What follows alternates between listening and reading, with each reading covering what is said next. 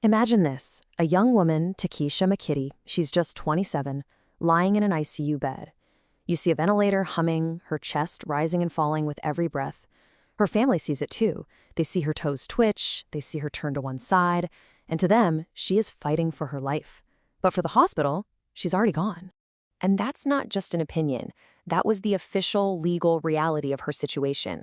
Get this, for over a year after a death certificate was signed, Takesha's heart kept beating. Her body was warm to the touch. And her family, they stayed right there at her bedside, locked in this unbelievable battle over one of the most fundamental questions we could ever face. So how is that even possible? How can a person be legally dead when their body, in so many ways, seems to be alive? It's a deeply unsettling paradox, right? And to understand it, we've got to go back and look at how technology literally forced us to redefine the very moment life ends. Okay, let's get into it. For most of human history, this wasn't even a question. Determining death was simple. It was final. There was zero ambiguity, no debate. It was called the cardiopulmonary standard. Super straightforward. If your heart stopped beating and your lungs stopped breathing, you were gone, period. It was something you could see, an irreversible fact. But then, right in the middle of the 20th century, a new piece of technology came along and just changed everything. I'm talking about the mechanical ventilator. Suddenly, you had this brand new kind of patient, someone whose body could be kept going by a machine long after their brain had completely stopped working. You can imagine the immense burden this placed on families and hospitals. And at the very same time, organ transplantation was becoming a real possibility. So, in 1968, a committee at Harvard came up with a new standard, brain death. And it didn't take long. By 1981, this idea became the law of the land in the United States. So here's the really crucial point. This new law, the Uniform Determination of Death Act, it created two legal ways to be declared dead. The first one is the one we all know, your heart and lungs stop for good.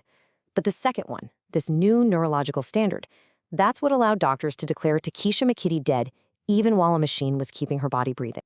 Now, this is something that trips a lot of people up, and it's absolutely critical to understand. Brain death is not the same thing as a coma or what's called a persistent vegetative state.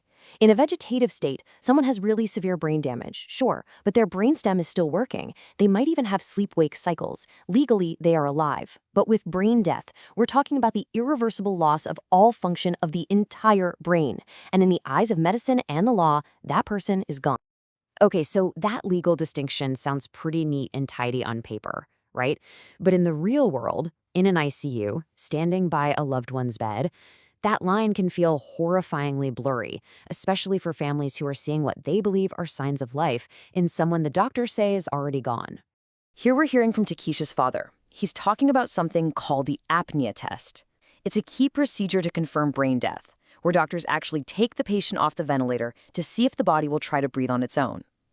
Now, for the family, it felt like the test itself was suffocating their daughter, that it was causing the very damage it was supposed to be measuring.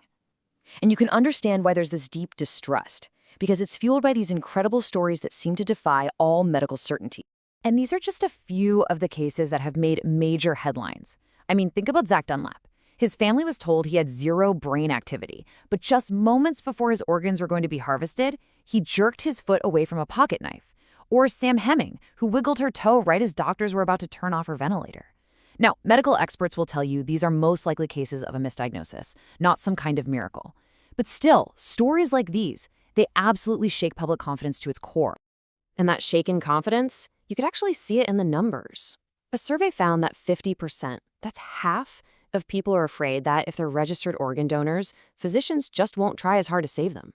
It's this deep-seated fear that the desperate need for organs creates a terrible conflict of interest when someone's life is hanging in the balance. And look, this isn't just an emotional debate happening at a hospital bedside. This has gone way beyond that. The very standards that doctors use to declare brain death have been challenged at the highest levels of the legal system. This case really lays out the legal problem perfectly. In a case involving a young woman named Auden Halu, the Nevada Supreme Court, the state's highest court, actually questioned whether the standard medical tests are good enough to prove what the law requires. And what the law requires is proof of the irreversible shutdown of all functions of the entire brain. When you have a state Supreme Court raising those kinds of doubts, you know there's a major crack in the medical and legal consensus. But this whole debate goes even deeper than medical tests or legal statutes. For a huge number of people around the world, this is a profound question of faith, of culture, of what it means to be a person. And the opposition is incredibly widespread and diverse. For example, for many Orthodox Jewish scholars, life exists as long as there is breath, even if that breath comes from a machine. Some Islamic communities believe it conflicts with the Quran's description of dying. Many Buddhists believe that consciousness isn't just located in the brain. And in Japanese culture, as well as for all American Indian groups, there's this really deep-seated opposition to the whole idea of a neurological definition of death. So what you end up with is this fundamental collision of worldviews. The question of when does life end, it becomes a battleground. And on one side, you have the objective framework of medicine, and on the other, you have the deeply held beliefs of religion, culture, and just personal conscience.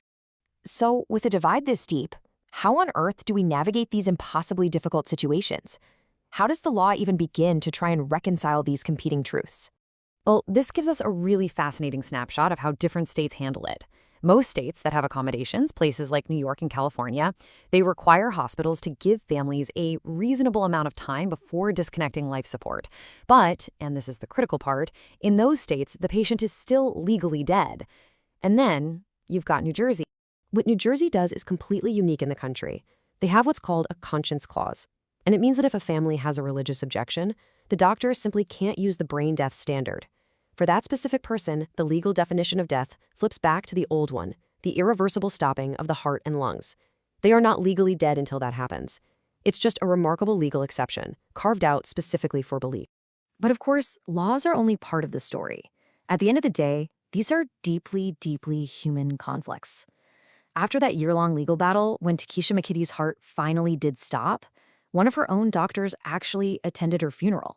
It's a small detail, but it's so powerful. It just goes to show that even when people disagree on something so fundamental, trust and communication can still build a bridge. And that brings us right back to the central, massive question, the one that has no easy answer. When the tools of medicine, the authority of the law, and the deep convictions of faith all point in different directions, who should get to decide when a life is over?